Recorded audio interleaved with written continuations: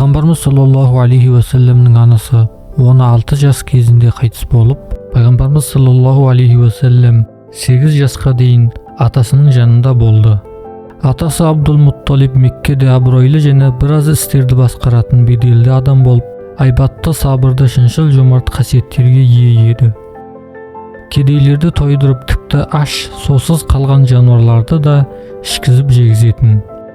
Алла Тағала және ақырет күніне де сенетін, жамандықтардан сақтанып, жахилия деп аталатын сол қараңғы дәуірдің әр түрлі жаман әдеттерінен бойын аулақ ұстайтын.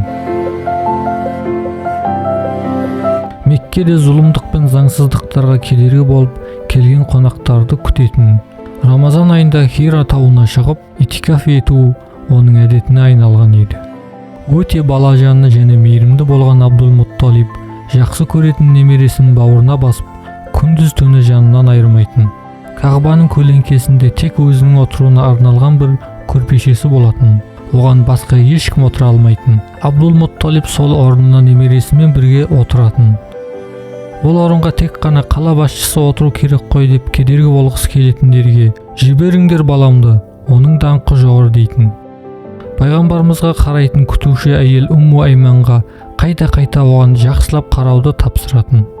Балама жақсылап қара, әхлі кітап яһуди және христиандар менің балам туралы осы үмметтің пайғамбар болады дейтін. Умму Айман айтады: оның кішкентай кезінде қарным ашты, шөлдедім дегенін естіген емеспін.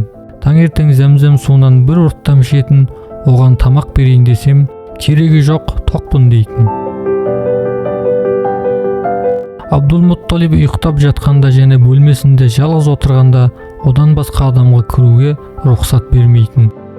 Оны бауырына басып, басынан сипап, оның сөздері мен әрекеттеріне риза болатын. Дастархан басында оны қасына алып, тізесіне отырғызатын. Тамақтың ең жақсысын, ең дәмдісін оған беретін. Және ол келместен бұрын дастархан басына да отырмайтын. Абдул-Мутталиб бұл немересі жайлы көп түс көріп, бір қатар оқиғаларға куә болды. Бір жолы Меккеде құрғақшылық болып жұт болады. Абдул-Мутталиб көрген түсіне орай Мұхаммед саллаллаху алейхи вассаламның қолынан ұстап, Абу Құбайс тауына шығып, Аллахым, мына баланың құрметі үшін бізді берекелі жаңбырмен қуанта көр деп тілейді. Дұғасы қабыл болып, мол жаңбыр жауады. Абдул-Мутталиб бір күні Қағбаның қасында отырғанда, Нәжрандық бір христиан дінбасы оның қасына барып, оны әңгімеге тартады. Сөз арасында: біз мына Исмаил ұлдары тайпасынан шығатын соңғы пайғамбардың сипаттары жайлы кітапта жазулы екенін көрдік. Осы Мекке қаласы оның туылатын жері болмақ. Сипаттары мынадай деп айта бастайды. Осы кезде пайғамбарымыз олардың қасына барады. Нәжрандық дінбасы оған мұқият қарап, көздеріне, арқасына, аяғына қарап, толқып: ол міне, осы адам, бұл бала сенің тегіңнен бе деп сұрайды. Абдул-Мутталиб балам деген кезде Нәжрандық дінбасы: кітаптардан оқығанымыз бойынша оның әкесі тірі болмау керек дейді. Абдул-Мутталиб: бұл марқұм ұлымның баласы, әкесі ол туылмастан бұрын анасы жүкті кезінде қайтыс болған деген кезде дінбасы: міне, енді дұрыс айттың деді. Осыдан соң Абдул-Мутталиб ұлдарын қасына жинап: бауырларыңның баласы жиендерің туралы айтылған сөздерді екі құлақтарыңа құйып алыңдар да, оны өмірлеріңнің соңына дейін бақылап қорғаңдар деді.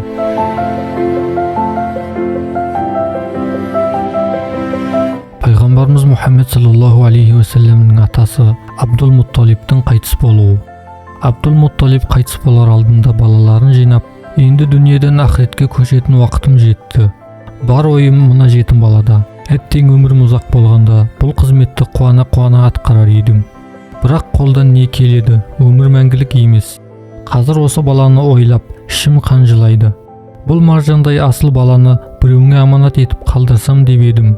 Қайсың оны қолдап қорғай аласыңдар дегенде, Абу Лахаб тізесін бүгіп отырып: ей арабтың мырзасы, егер бұл аманатты тапсыру үшін өзіңіз көздеп қойған адамыңыз бар болса, не жара? Жоқ болса бұл қызметті мен атқарайын деді.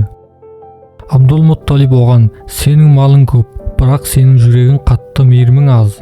Ал жетімнің жүрегі жаралы және нәзік болады, тез ренжиді деді. Қалған ұлдарды өз қамқорлықтарына ала алатындарын айтып, тілектерін білдірді. Абдул-Мутталиб олардың әрқайсысына өз мінез ерекшеліктерін айтып қабылдамады. Кезек Абу Талибқа келген кезде, мен оны бәрінен де қатты қалаймын, бірақ үлкендер тұрғанда алға озу дұрыс болмас. Малым аз, бірақ менің адалдығым басқалардан артығырақ деді. Абдул-Мутталиб, дұрыс айтасың, бұл қызметке лайық адам сенсің, бірақ мен барлық істе онымен кеңесіп, соның қалауымен әрекет жасаймын. Бәрінде де оң нәтижеге қол жеткіздім. Бұл мәселеде онымен кеңесейін. Қайсысыңды қаласа, мен де соны қабылдаймын деді. Сосын немересіне қарап, ей көзімнің нұры, саған тоя алмай сенің сағынышыңмен ақыретке кетіп барамын. Мына көкелеріңнің қайсысын қалайсың деп сұрады. Пайғамбарымыз саллаллаху алейхи вассалам орнынан тұрып, Абу Талибтің мойнына асылып, тізесіне отырды. Абдул-Мутталиб сонда қатты қуанып, Алла тағалаға шүкір, менің де қалағаным осы еді деді. Сосын Абу Талибке қарап, ей Абу Талиб, бұл бала ата-ана мейірімін көрмеген. Осыны ескере отырып, мәміле ет, және рақымды бол. Сені басқа ұлдарымнан да артық көремін. Мен саған өте үлкен және өте құнды аманатты тапсырып отырмын. Өйткені сен оның әкесімен бір анадан тудыңдар. Оны өз жаныңдай қорға. Бұл өсиетімді қабылдайсың ба деп сұрады. Ол қабылдаймын деген кезде Абдул-Мутталиб пайғамбарымызды құшақтап, басынан сүйіп иіскеді.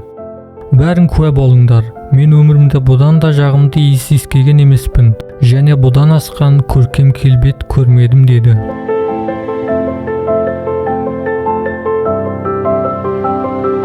Пайғамбарымыз саллаллаху алейхи вассалам Абу Талибтің қамқорлығында. Атасы қайтыс болғаннан кейін пайғамбарымыз саллаллаху алейхи вассалам 8 жасынан бастап көкесі Абу Талибтің қасында, соның қамқорлығында өсті. Ол кезде Меккеде Абу Талиб те әкесі сияқты қалаулы, құрметті, беделді адам болатын. Ол да пайғамбарымызға жақсы қарап мейірімділік көрсетті.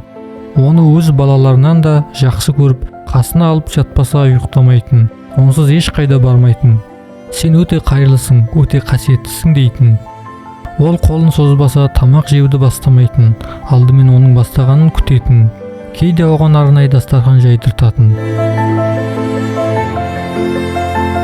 Таңертең оянған кезде оның жүзін айдай жарқырап тұратын, шашының таралып тұрғанын көретін.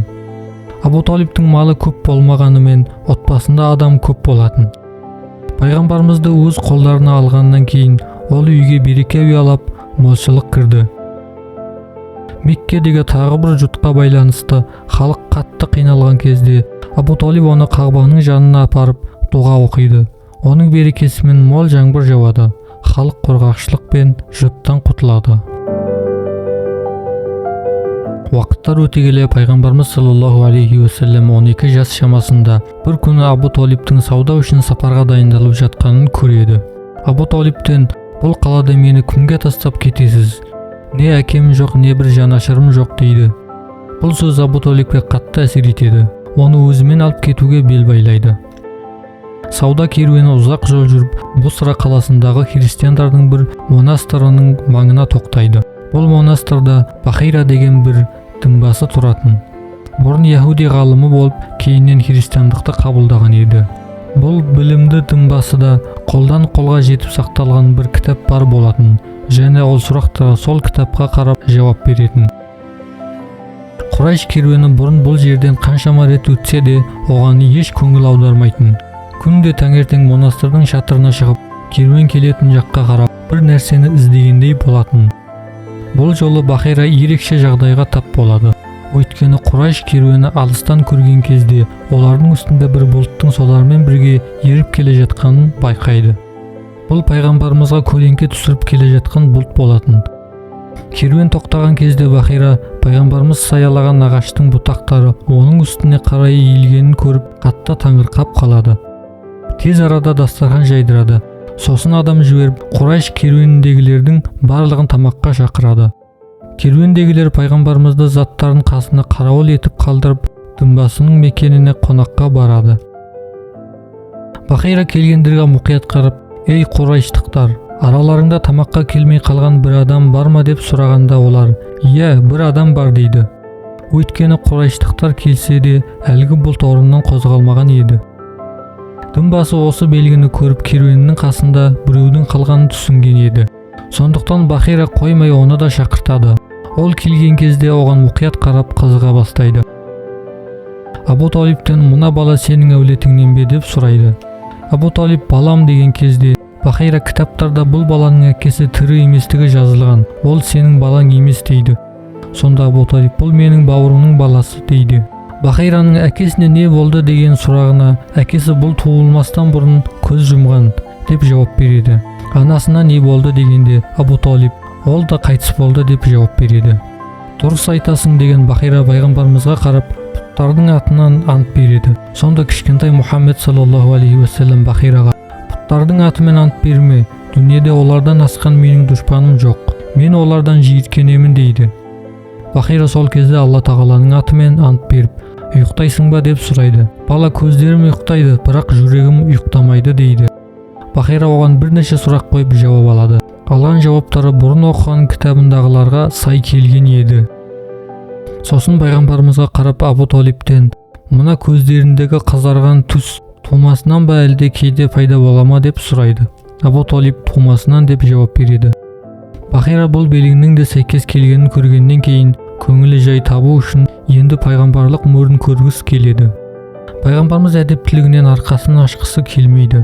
Абу Талиб, ей көзімнің нұры, бұл тілегінде орында деген кезде арқасын ашады. Бахира екі көрегінің арасындағы пайғамбарлық мөрді таңданыспен тамашалайды. Оны тебіреніп сүйген кезде көзінен жас ыршиды.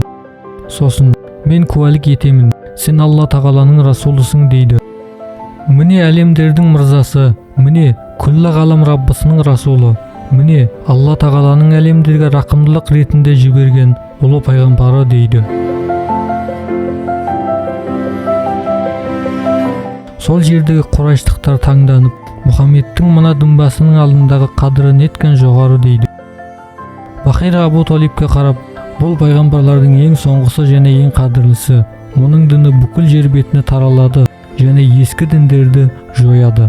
Бұл баланы Шам қаласына алып барма. Өйткені Исраил ұлдары оған дұшпан. Оған қандай да бір зиян келтіріп қоюларынан қорқамын. Бұл туралы көптеген уәде келісімдер бар дейді. Абу Талиб ол қандай келісімдер деп сұрайды. Алла тағала барлық пайғамбарлардан және ең соңынан Иса алейхиссаламнан өз үмметтеріне ақыр заман пайғамбары келетінін білдірулері туралы уәдесін алған деді. Абу Талиб Бахираның осы сөздерінен кейін Шамға барудан бас тартып, алып келе жатқан сауда заттарын Бусрада сатып Меккеге қайтады. Бахирадан естіген нәрселері оның құлағында өмір бойы жаңғырып тұрды. Пайғамбарымызды одан да қатты жақсы көрді. Оны өлгенінше қорғап, барлық ісінде көмектесуге тырысты. Барлық жағынан көркемдік иесі болған пайғамбарымыз өсіп 17 жасқа толған еді. Осы кездерде Йеменге сауда жасауға барып келіп жүрген көкесі Зубайр саудасы берекелі болу үшін оны өзімен бірге ертіп жүреді. Бұл жолы да неше түрлі ғажайып жағдайлары байқалды. Меккеге қайтып келген кездерінде оның бұл жағдайлары туралы айтылып, құрайштықтардың арасында оның мәртебесі жоғары болады деген сөздер тарай бастайды.